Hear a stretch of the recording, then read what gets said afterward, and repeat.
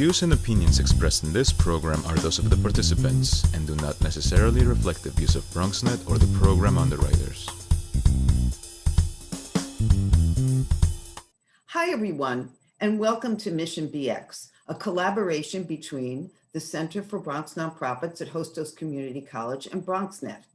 Mission BX is dedicated to highlighting the work of nonprofit organizations in the Bronx. And today, we're going to be visiting with people from Step Up for Better Living, an organization that does exactly that, helps people step up to make their life better. So come along and let's see what their work actually is.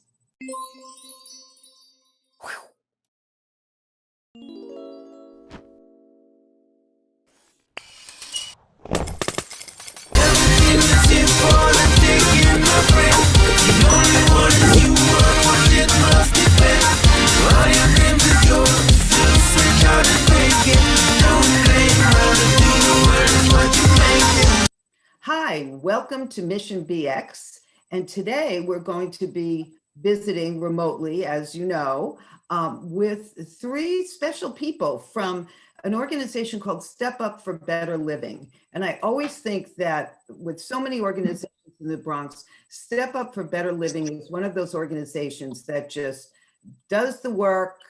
You don't hear a lot about them until suddenly you realize, whoa, they're doing what? So we're going to be talking to the executive director, Luis Rodriguez, the board chair, Bradley Hamburger, and Fiorella Tejas, who is one of the clients for the organization. So let's start with you, Luis, and Bradley, please step in and let's talk about what you were doing pre-COVID, if you can even remember that there was a pre-COVID. Thank you, Eileen, for inviting us to the show. Let me first start off by providing some context of Step Up for Better Living. We're an organization whose mission is helping people in need cope with major life challenges, among them avoiding homelessness and hunger, maintaining wellness, and also pretty much looking for opportunities to advance by education and employment opportunities. In a sense, you could say our mission is helping people achieve stability, wellness, and self-sufficiency. These are the three pillars that form the foundation of our mission. Prior to the pandemic, our services can be summarized as helping people avoid homelessness by helping them to get emergency rental assistance in the form of one-shot deals. We helped seniors get Social Security, Meals on Wheels. We provided a nutrition program that helped people learn the basics of healthy eating and how to save the dollar to get the best value. We provided case management services to help people get entitlements. And I'm very proud of the fact that we have a robust cultural arts and recreational program to help people get access to museums and things. We took seniors to see The Lion King on Broadway, Ain't Too Proud to Beg. We took young adults to Coney Island, Ripley's Believe It or Not, Rye Playland. So in a sense, you could say something for everyone. Hope for people in need and access to opportunity for people looking to get ahead. And these are the things that we were working on. Prior to the pandemic, we were working on 200 to 250 families a year, and things changed when the pandemic hit, obviously. So you work with whole families, with a multitude of challenges, not necessarily just single people, but combination of single people, seniors that are seniors, and then also low-income families. So we do both. So how did they find you? Basically, we started with a cohort of 565 families that we helped screen and place into permanent housing. And we've been following these families over many years. And then in addition to that, through the creation of social media and through outreach, we're doing outreach to families so that they become aware of our services through word of mouth, through the website that we have, and now also through Facebook, Instagram, and Twitter. So they know how to contact us. Plus, we've also joined a consortium of 70 agencies in a group called Unitas NYC. So we share referrals with that group as well. Okay. I mean, it's just what I said at the beginning. You're working with these families, changing their lives, and it always seemed to me that you were just very clear about what the mission was, and you were going full speed ahead. So Then COVID hits. What happened? Well, what happened was all the things that we were doing face to face with clients changed. We would do office visits, we would do home visits. We were going out into the community with trips and things. All of that changed. So we adapted the program so that we could still maintain contact with clients, but now we're doing it remotely through telephone and through email. Although one thing that did not change was the aggressive outreach that we did to help people access food. We networked with food pantries, and we were also out there handing out food directly with nonprofits to families that needed them. We did pop-ups over the summer for 3 locations, and then we did a Thanksgiving distribution of gift cards to 1,200 families. And I can tell you that the major change was the creation of the Emergency Food Fund, which was the inspiration of the board. It was actually Brad's idea that came up with the Emergency Food Fund. So Brad, can you tell us about that? Because I was so amazed that, not that boards don't have an impact or great ideas very often, but I do have to say that during this time, I was talking to some nonprofits who told me that they never heard from their board members for months at a time. So when Lewis told me about you, I said, what? That's the Miracle Board members. So tell me about your thinking and how that all evolved. Well, first of all, I just want to thank you, Eileen, for doing this program, because I think one of the missions that Step Up has is collaboration. And what I love about what you do here is you're shining a light on all the good deeds that all of the not-for-profits in the Bronx are doing. And by doing that, you're helping them collaborate with each other. And that was one of, I think, the successes that we had with our Emergency Food Fund.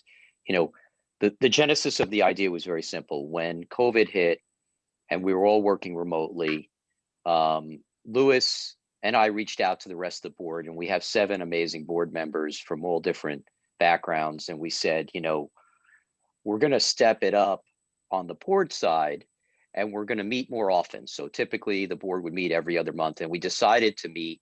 We literally met every other week during the early part of the crisis, starting in late March, throughout most of the summer. So either we met as a full board or as subcommittees. And during one of the early board meetings, it was apparent to our social workers and Lewis and our staff that that food was a critical need for so many of our clients and residents of the community that we serve. And I had been working in other boards and talking to other people, and I said, well, let's set up an emergency food fund, and let's reach out to our partners of the other not-for-profits out there and find out what's going on and how we can help them. Because we don't have, let's say, the infrastructure that a lot of the other community not-for-profits have, but let's find out what's going on with the food banks. And what we found was that more than 40% of them had to either curtail their activity, shut down, or restrict. You would think there'd be more food, that they would be able to open their doors up for longer and serve more meals based on the need, but they didn't have the resources. And we, as an organization, had the financial resources to do it. So we set up the Emergency Food Fund. We said we were going to pledge $500,000 up front and set a goal to raise $5 million to continue to support the community. And the first thing we did was we set up partnerships with these local other not-for-profits. And I know the other famous Eileen from the Bronx, Eileen Torres from Bronx Works, she was one of the first organizations that we connected with, and they have that great food choice pantry. And that was only open, as an example, that was only open every other Saturday. And we said, we did a quick Zoom call with her team, and Lewis set it up, and we immediately figured out we could just open up that pantry every Saturday instead of every other Saturday. And that had an immediate impact on the community. And then we did partnerships with Part of the Solution, POTS, Morrisania Revitalization Corp, and New York City Auxiliary Police, and other local food banks. And we got money in the hands of existing organizations that could, you know, put it to use right away and help the community. So that's what we did. And did you have relationships with these organizations before, or did you really look for people you could connect? Well, I give all the credit to Lewis and our staff. I mean, you know, you guys have had a relationship for a while and you know each other. And Lewis is terrific. He's amazing at outreach, and he picked up the phone and he got to work immediately. And he found these connections in these organizations. And I was able to find a connection through a good friend of mine, Rakesh, who was working with the food bank for New York City. And so we did a Zoom call with them, and we found out that they have, and still have, by the way, the capacity to deliver trucks of food to pop-up distributions throughout New York City. They get money actually from Feeding America, which is kind of this giant organization that just seems to rake in money and give it to food banks all over the country. So that got funneled to the food bank in New York City, and then we set up pop-up food distributions to the buildings where our residents live. And we did 3 of those, and we served over 1,400 families with pop-up distributions this summer. And so, yeah, I mean, it's, like I said, it's a collaboration. And I think, you know, your program here is really dedicated to that mission as well. Yeah, and thank you for, and that's exactly the point of this, of our program, that we really want people to know about the work that people are doing. And as Lewis and I have spoken about, normally when it's not now, we would go to Step Up for Better Living, because we want people to really see the work in action, but obviously we're not able to do that. But what's been interesting is that as we've gone remote, and I don't remember, maybe we started in April, I thought, nobody's gonna watch this. It just seemed like such a strange time, but actually we've had people call and say, can I be on your show? People are watching and I want people to know about what we're doing. So that's been really gratifying, to be able to shine a light on the organizations and have people respond. So now, are you still doing the same thing? Are you still, actually, you know what? I think we're gonna have to take a little bit of a break, but when we come back, what I want to talk about is what's going on now. Are you still doing it? Are different partners? Because one of the things that I know from the Bronx Relief Fund is that food is the biggest issue. When we look at what the need is in the Bronx, it's been food. So now with this, it's even worse. So, so we'll come back and we'll talk more about that. Great. When taking public transportation, don't touch your phone.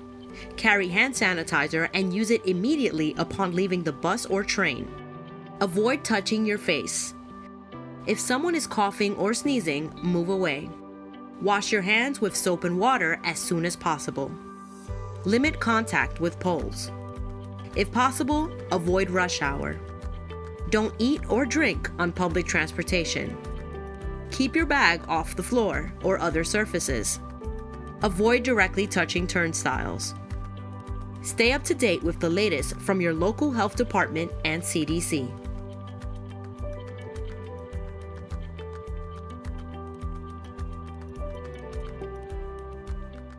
So we're back with Step Up for Better Living, with both the executive director, the chair of the board, and one of the clients, Fiorella, who we'll be speaking with very soon.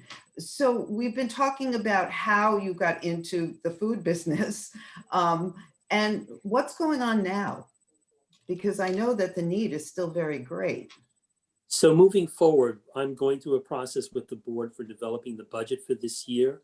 And right now the plans are to expand the partnerships that we have with the food banks. So in 2020, we worked with 9 food pantries, and the goal for this year is to expand the number of pantries that we're working with between 15 and 20, so that we can expand our outreach to the clients served.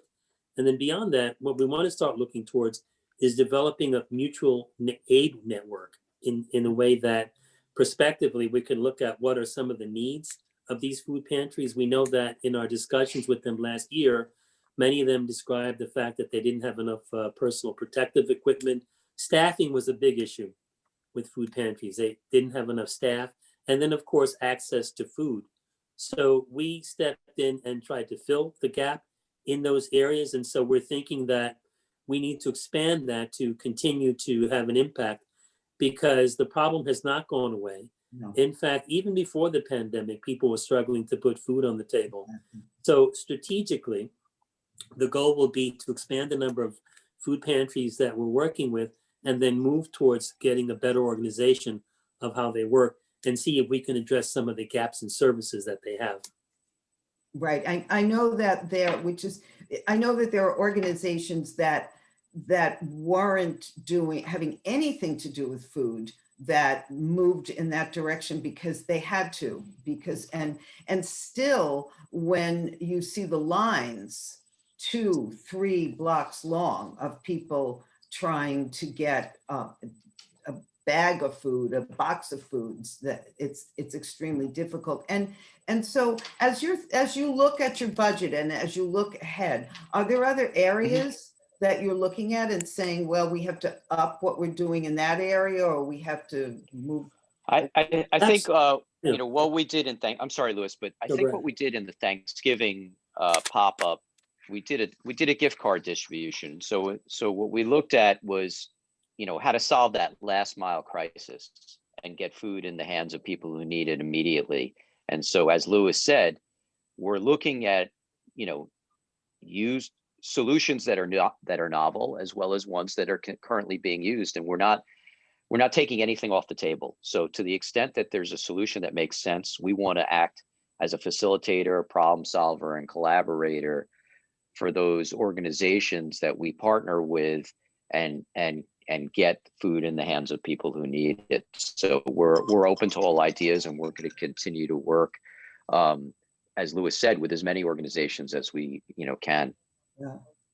And Fiorella, let me turn to you. Thank you again for doing this. And so how are you involved with all of this? Thank you for having me. I've actually been part of Step Up for Better Living since 2007. I was in a homeless shelter with my 1.5-year-old. I was 22, and I was applying for apartments. And I had applied for one particular apartment at Knickerbocker Management. And when I went to apply, I met Twala Waters. She introduced herself to me and explained that she was with Step Up for Better Living. She gave me her card, and she told me that she wanted to help me with my my housing and make sure that I was able to acquire stable housing and able to move into this apartment. And in the process of all of that, it took me a few months. I waited for management to call me back. They called me. They told me I was accepted for the apartment. I called Twala Waters and let her know, and she helped me with the subsidy that I had in order to stay here. She didn't just help me with that. You know, she kept in contact with me. She provided me resources for food pantries, clothing for me and my son, anything from public assistance to my rental assistance. And the program I had was a 6-month Advantage program. And at the end of the program, I would get my HPD. And during that time, I was sent 2 eviction letters. And I was concerned because I understood that the program, as long as I complied with the program, you know, that at the end of the 6 months, the money would be matched. And I called Twila Waters and I explained to her what was going on. She was able to help me call management, get the ledger, I believe it's called, the rent breakdown, and prove that I was doing my part, that I was complying on my side, so that I didn't lose the program that I was getting. At the end of the 6 months, when I moved in, unfortunately, before I moved in, I went to sign my lease, and they would not allow me to sign my lease. And the reason was because the certification paper that I had was not valid, and they were not giving me time. Management was not giving me time to go correct the document. So I called Twila Waters. I asked her to come over and help me, and she was in the office next door. And somehow she convinced this woman to give me one more day, because there was no way that I was going to make it to the courthouse and back in that short amount of time. And I was able to sign my lease. I was able to move in, even with all the issues that I had with the management. My HPD came through because of Twila Waters. After that, she kept in contact with me. She did home visits. She continued to help me if I needed help. She also, over time, just would always keep in contact with me. You know, anything I needed, I knew that I had somebody that I can call and to help me. Fast forward a little bit, because I've been with the program for a long time. In 2006, my mother was diagnosed with stage 4 cancer, and she was given 6 months to live. I became her caregiver full time. And of course, Twalu Water knows, I would contact her, she would call me. And on one of the phone calls, she said that they were doing a workshop with Cornell University, and that was the nutrition workshop. She said if I wanted to join, I said yes. And I was able to learn how to store my food, how to save a couple of dollars by making sure that I knew if it was the right price, checking the unit price, and I learned new meals. Again, my mom was sick, so she wasn't really eating. So the little recipes that I learned, she got to eat them. It was really helpful, the program, to me. While I was in the program, I met Andrew Thomas, and Andrew Thomas and Miss Waters also told me about the $25 gift card that they were going to give us so that we can continue to make the recipes, and that they want to continue the program on a monthly basis to provide it for us. And so this is pre-pandemic. Yeah. Nice. I would go on a monthly basis and I would pick up my card, and that was a big help. And then pandemic happened. And at that moment, you know, I kind of didn't know what was going to happen, because I live in the South Bronx, and in the area I live in, the food pantry that comes out here, City Harvest, I was never really allowed to get on that line. Now the line is extremely long because it's pandemic, but I knew that I was not going to be able to get a pantry from there. I've been turned away before. So I would have to go across the Bronx to other organizations or other soup kitchens to get a pantry. And this is before the food stamp allocation was given to us, the full allotment. And before the stimulus check, you know, we were sent a flyer, and actually Ms. Waters called me to let me know that with May's rent, they will be sending us another gift card so that we can get some food with it. And I paid the rent, and in the mail came the card. And then unfortunately, throughout the summer, I wasn't able to go to the pop-ups because I have 2 kids at home. One is in junior high school, one is in elementary. I could not leave my house, and I couldn't leave my kids alone, you know? So the next time I was able to pick up was for the Thanksgiving giveaway. And that was because by that time, things were hard, you know, I was behind on some bills. And of course, I didn't have enough money. And that helped a lot to put Thanksgiving dinner on the table. And I appreciate it, because if it wasn't for them, I don't know, I wouldn't be even in this apartment right now.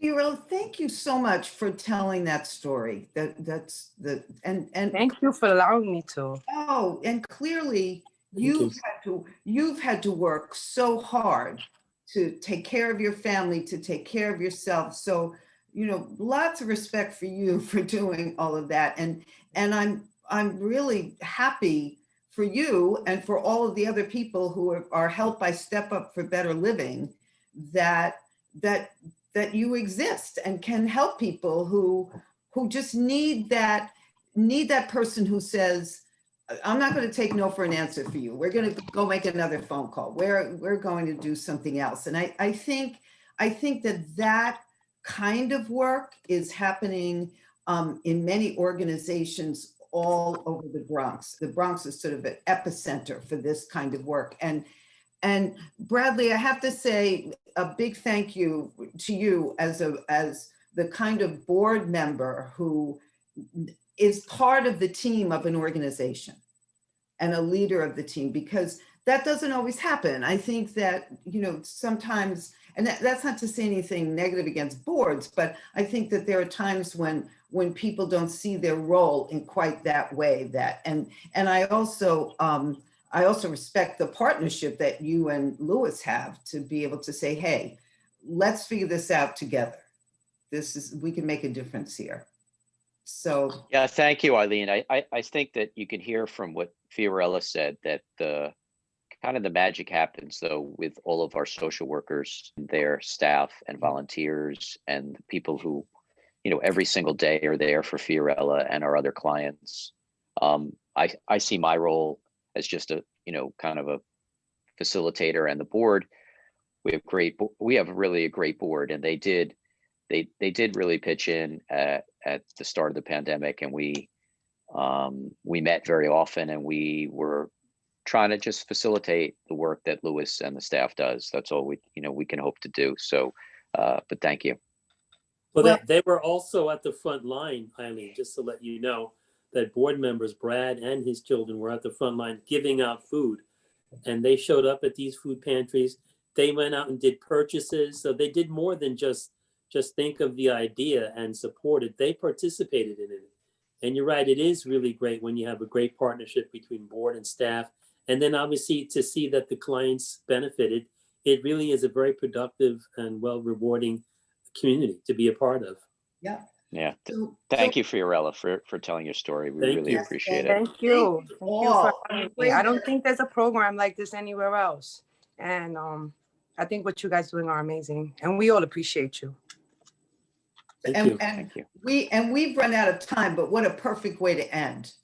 So thank you, everyone. Thank you. I only hope that the need gets less. That's what we hope for in the future. Exactly. So thank you. We hope for a quick recovery for everyone, and thank you again to everyone. Thank you, Eileen, for doing these. You're welcome. Thank you, Eileen. Thank you. Fiorella, Brad. Unfortunately, that's all we have time for today. We could have talked to the people from Step Up for Better Living for a long time, but just in case you missed part of the show or would like to see it again, just go to BronxNet.tv and look for Mission BX. Thanks for being with us, and we're looking forward to seeing you the next time we go to visit another wonderful nonprofit in the Bronx.